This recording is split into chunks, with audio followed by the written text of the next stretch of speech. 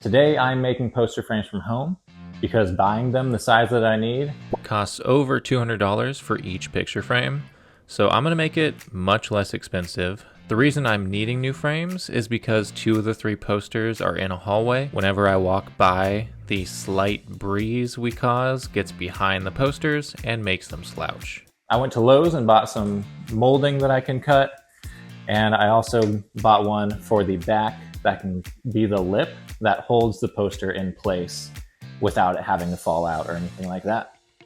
Let's get started. I'm gonna cut the lip first. I'll be cutting this into 8 inches a piece until I've cut all the thinner molding for the lip. That will leave me with about 12 total pieces that can be split between the 3 frames. For the frame front, the plan is to 45-degree the corners. I've never done that, so I'm testing that with a scrap piece of wood. So just from the eye test, that looks pretty close. I think we are at 45 degrees.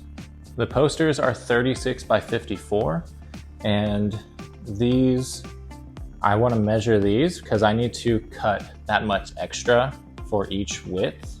3/8? Yeah, it's 3/8 of an inch. So I want to make sure to cut an extra 3/8 for each of these. Okay, if you have a saw that has the angles a little bit better, then you wouldn't have to do what I just did. I couldn't get these quite right at 45 degrees. I had to try to adjust it little by little. By the time that I did that, they were too short. Because these are so thin, there's not much margin for error. So I ended up going back to Lowe's, grabbing one of these pieces that I can just put in the corner. So I'm gonna square off all the edges again and just be a little bit easier to get the correct angle there. You can save a little bit of money if you do it correctly the first time, but I had to go and buy these. So now let's get these squared off. After squaring the corners and sanding the edges, I have my frames laid out how I want them to be. I'm going to be using wood glue on each of the edges to join the pieces together.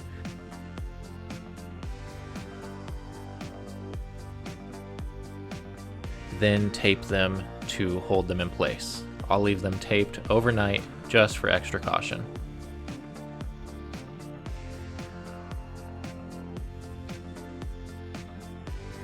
I went ahead and added another layer of the glue. I didn't trust it just because I didn't really have a good way to clamp them together. So another layer. Now we spray paint. Make sure you have a mask and gloves on. Even with the mask on, I still had black spray around the edges of the mask where I was sweating. I'm also spray painting the thinner molding that will be on the back side just in case they're a little bit visible.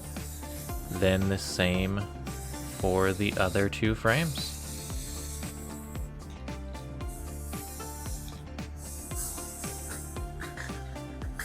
After letting the frames dry overnight and adding some touch-up paint, I flipped over the frames to begin adding the thinner molding as the lip that will prevent the posters from falling. These are just being secured by using glue. I trust this a little bit more because we have gravity working with us to help keep these in place. And again, I have 4 of these for each of the frames.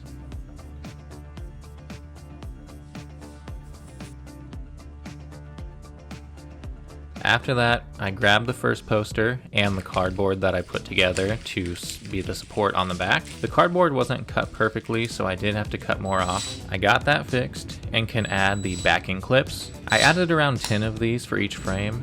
Getting those added means we can add the wire that will be used to hang the frames on the wall. I measured the wire to match the width of the frames, then added the width of about 2 to 3 fingers. When they're attached to the frame, just make sure to twist the wire plenty of times to lock it in place. That is our first poster done, and we can put it on the wall. Before I do that, I didn't get this part on the video, but look how the frame bends when I lift it. After seeing that, I went ahead and added part of the previous frame to help support the top. That resolved the issue on the wall, and here is the poster in its final resting place. And now for the two in the hallway. Here is the before. See the slouching on it. And the after.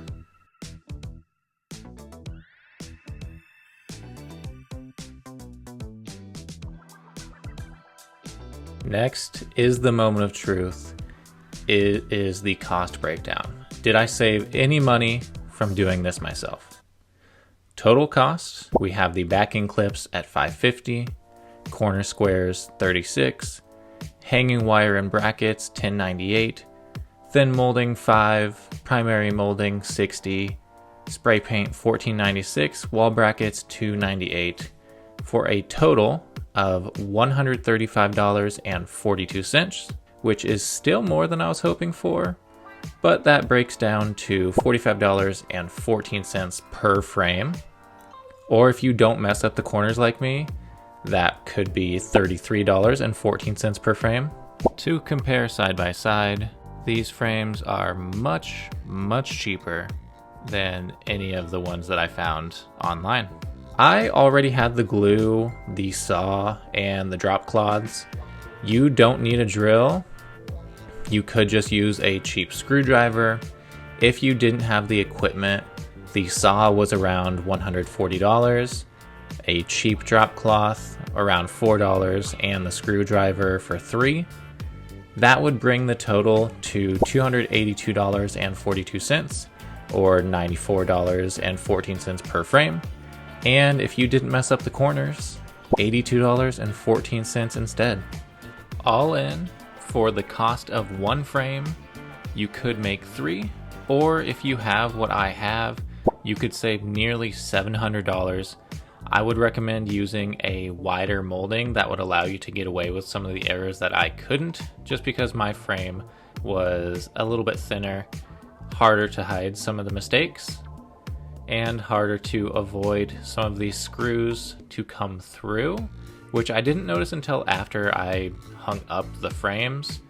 So I went ahead and ordered some caps that I'll be putting on top of those screws just to cover it up for when they arrive. That being said, I love the way that these turned out. They look great, and I saved a whole lot of money doing it myself. Let me know what else I should try.